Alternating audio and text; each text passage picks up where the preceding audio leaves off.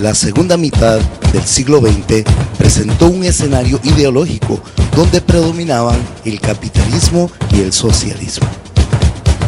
América Latina no escapó a estas influencias y con la victoria de los revolucionarios cubanos, las generaciones jóvenes sedientas de justicia y equidad emprendieron el camino de la revolución. En Centroamérica, el escenario de guerra en principio mostraba a improvisados soldados en contra de los ejércitos militarmente entrenados. Con el fin de equilibrar las fuerzas, algunos revolucionarios son reclutados y enviados a Rusia, Angola, Libia y otros lugares para recibir entrenamiento especializado. Un joven sediento de justicia y de nacionalidad costarricense se enroló en la aventura revolucionaria con el fin de lograr para sí y para los suyos un futuro mejor. Domingo Solís Solís. En búsqueda de la verdad.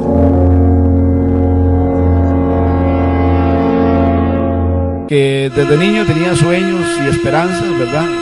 Sueños y esperanzas que al transcurrir el tiempo no se pudieron ir cumpliendo, porque me tocó vivir la más fea. Sin saber que era rico, vivía en un estado de miseria y de pobreza, y quería ser cura, quería ser sacerdote, quería ser seminarista, digamos, en aquella infancia, ¿verdad? El obispo Ruiz, ¿verdad?, entre comillas, me dijo: mire, niño, para ser cura se necesita dinero, porque hay que pagar los estudios, y tú eres demasiado pobre.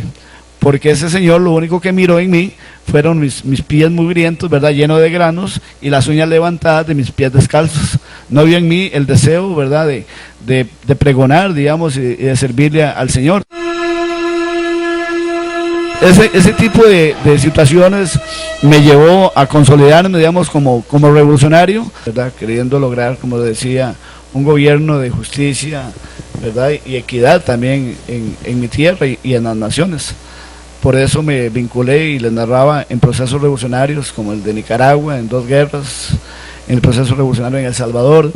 En algún momento quise participar también en el proceso revolucionario de Colombia, cuando estaba el M-19 de Colombia, ¿verdad?, el cual aprovecho a través de esta señal preciosa de Telegracia para decirle a los bendecidos que son miembros hoy de las FARC, por los cuales tuve algunos amigos en mi época, compartí con ellos en Trípoli, precisamente en África del Norte, con algunos de ellos, ¿verdad?, que precisamente yo en mi época soñaba por hacer un cambio profundo de la sociedad costarricense, y yo sé que ellos de muy buena intención quieren hacer un cambio profundo de la sociedad también colombiana. Sin embargo, déjame decirles, bendecidos, que yo estaba muy equivocado. ¿Y cómo es posible que yo estuve durante 17 años volando plomo a diestra y siniestra, mandando gente al sepulcro y posiblemente a otros a la nube de testigos sin querer queriéndolo, bendecido, porque la cubierta me libró de 92 combates militares? Sin embargo, bendecido, llegó un momento en que Papá Dios, a través de sus ángeles, dijo: pues Domingo, hasta aquí llegaste, ¿verdad? Bueno, y efectivamente caí preso en 1990, ¿verdad?, ingresando de Nicaragua, porque en ese entonces yo tenía mi mente totalmente entenebrecida con mis razonamientos humanos, y todo aquello que significase Dios para mí era repudiable. Entonces, aprovechando mi investidura de presidente de los presos en la unidad de misión de San Sebastián, aprovechaba para perseguirlos y no permitir las reuniones que ellos estaban generando en ese entonces. Fue así como el Ministerio de Justicia, viendo el potencial que tenía mi persona como preso, porque no era un delincuente común, sino era un preso político, consideraron que no era oportuno que yo continuara en esa prisión, y aprovecharon un motín que se hizo en uno de los modos de máxima seguridad y me trasladaron a máxima seguridad del centro institucional la Reforma, ¿verdad?, que es el Presidio Nacional, ¿verdad?, de modelo de nuestro país. Y bueno, bendecida, y bendecidos, para mí aquella experiencia, todavía a la presente fecha, me dice que qué bueno fue más bien participar de ese proceso, ese proceso, porque si no hubiese sido así, es decir, mis pensamientos no hubiesen sido ordenados de ninguna manera. Y esto me permitió precisamente a mí conocer de Dios, no a Dios, porque a Dios lo conocí saliendo de prisión, pero en ese entonces conocí de Dios, conocí las Escrituras, y bueno, por primera vez tengo en mis manos una Biblia que me lleva mi madre allá a la prisión en la Reforma, y la recibí por respeto, sinceramente, bendecidas, porque yo no quería nada con Dios. Una noche la celda se me iluminó de una forma sobrenatural, diría yo, y sin saber lo que buscaba, metí la mano en una bolsa y traje en mi mano derecha la Biblia que me había llevado mi madre.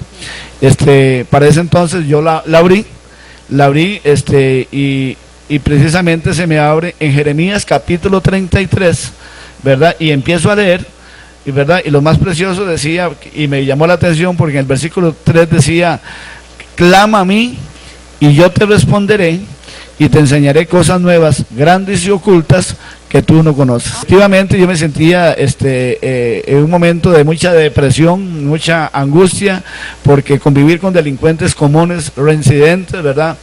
Homicidas y genocidas, era un poco difícil para mí, porque yo había participado quizás de las mismas acciones de ellos, pero dentro de un concepto de justificación política, en un concepto de guerra popular revolucionaria. No era lo mismo pues ir a matar al anciano indefenso, a ir a matar al oficial que se había preparado y entrenado también para matar en igualdad de condiciones. Así las cosas, para mí en ese momento era muy difícil. Sin embargo, yo en mi incredulidad no entendía aquello, y en la mañana pues llamé a mi abogado y me dice: Domingo, las autoridades de justicia han determinado que por razones de seguridad institucional usted no debe salir de este lugar. Yo me vine cabizbajo y sin esperanza después de esa llamada telefónica, que por cierto era una por semana.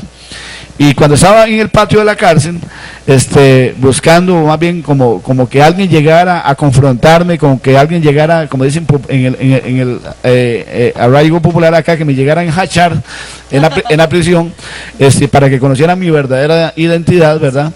De repente volví a ver hacia la celda, a donde estaba mi cama, una cama de cemento, y vi la Biblia sobre la cama. Y algo me dijo: vaya y tómala, ¿verdad? Y fui y la tomé y me vine al patio de la cárcel. Y sin saber absolutamente nada de Biblia, bendecidas, la abrí y curiosamente no la había dejado marcada porque no sabía de eso. Y se me abrió nuevamente en Jeremías 33. Y cuando yo leí nuevamente aquel versículo precioso, ¿verdad?, sobre la revelación del misterio oculto, que iba a ser revelado de esas cosas preciosas, yo dije: aquí hay algo. Pues mire, bendecida, después de esa experiencia maravillosa, a mí me trasladan, ¿verdad?, milagrosamente, ¿verdad?, hasta otro centro penal, ¿verdad?, que se llama San Ramón, en la provincia de Alajuela. De ahí se me acusa, ¿verdad?, de que me voy a fugar, pero curiosamente en ese penal es cuando comienzo yo a conocer, ¿verdad?, las escrituras de los apóstoles y los profetas. Determiné buscar a los llamados hermanitos, entre comillas, ¿verdad?, los aleluyas. Y a partir de ese momento ellos se gozaron de mi llegada y vieron que era posible que yo me incorporara en los grupos de estudio con ellos. Y bueno, bendecidos, en una semana ya me estaban nombrando el líder del templo que se formó ahí, Vida Nueva en Cristo. A través del tiempo, la Asociación de Iglesias Bíblicas Costarricenses me dieron los credenciales como pastor dentro del mismo penal. Y bueno, y empezó una sed de Dios, pero tremenda. En una ocasión llegaron unos muchachos acusados de un triple homicidio, y porque eran aleluyas, ¿verdad? Pero llegaron acusados de ese triple homicidio, el famoso crimen de la granja, y uno de ellos me regaló un televisor de 12 pulgadas en blanco y negro, y lo puse en mi cajón de la celda, ¿verdad? Y ahí empecé a escuchar por primera vez la revelación del Evangelio de la Gracia, por uno de los líderes que tenía papá en aquel entonces, en 1990, acá en Costa Rica. Era uno de sus colaboradores en aquel entonces. Y bueno, yo comencé a entender de que esa era la verdad, que esa era la revelación y la verdad. Entonces yo, inquietado, decía: cuando yo salga, yo voy a ir a buscar ese ministerio, el ministerio Creciendo en Gracia, decía.